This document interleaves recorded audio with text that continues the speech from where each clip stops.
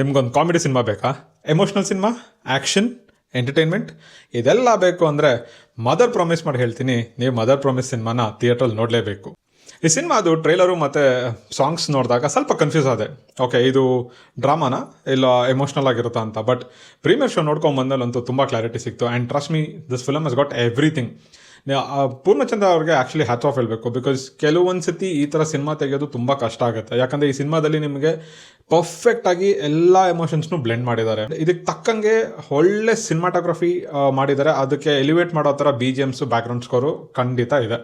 And first half ನನಗನ್ಸಿದ್ದು, ಈಗ ಇತ್ತೀಚೆ ಬಂದಿರೋಷ್ಟು ಸಿನಿಮಾಗಳಲ್ಲಿ ಫಸ್ಟ್ ಹಾಫ್ ಚೆನ್ನಾಗಿದ್ದು ಸೆಕೆಂಡ್ ಹಾಫ್ ಸ್ವಲ್ಪ ಸ್ಲೋ ಆಗುತ್ತೆ. ಬಟ್ ಈ ಸಿನಿಮಾ ಉಲ್ಟಾ ಇದೆ. ಫಸ್ಟ್ ಹಾಫ್ ಸ್ವಲ್ಪ slow with a bit of slow burn comic touch, and ಒಂದು ಇಂಟರ್ವಲ್ಗೆ ಬರೋಷ್ಟರಲ್ಲಿ ಒಂದು ಒಳ್ಳೆ ಪ್ಲಾಟ್ ತಂದು ಹಿಕ್ತಾರೆ. And then second half boom, ನಿಮಗೆ ಗೊತ್ತೂ ಆಗಲ್ಲ ಸೆಕೆಂಡ್ ಹಾಫ್ ಎಷ್ಟು ಕ್ವಿಕ್ಕಾಗಿ ಹೋಗುತ್ತೆ ಅಂತ. ಸೆಕೆಂಡ್ ಹಾಫಲ್ಲಿ ಇಟ್ಸ್ ಅ ಫನ್ ರೈಡ್. ನಿಮಗೆ ಫನ್ ಇದೆ, ಕಾಮಿಡಿ ಇದೆ, ಆ್ಯಕ್ಷನ್ ಇದೆ, ಡ್ರಾಮಾ ಇದೆ, and towards a climax emotion ಅಂತೂ ಪೀಕ್ಸಲ್ಲಿರುತ್ತೆ. ಆ್ಯಂಡ್ ನಾಟ್ ಇವನ್ ಎಲ್ಲೂ ಒಂದು ಕಡೆನೂ ನನಗೆ ಈ ಫಿಲಮ್ ಸ್ವಲ್ಪ ಲ್ಯಾಗ್ ಆಯಿತು ಇಲ್ಲ ಬೋರ್ ಆಯಿತು ಅಂತಿಲ್ಲ. Because again movie run time ಬಂದು 2 hours 46 minutes ಇದೆ. ಬಟ್ ಪರ್ಫೆಕ್ಟಾಗಿ ನಿಮ್ಮನ್ನು ಸೀಟಿಗೆ ಹಂಚಿ ಕೂರಿಸಿರುತ್ತೆ. ಅಷ್ಟು ಚೆನ್ನಾಗಿದೆ ಈ ಸಿನಿಮಾ.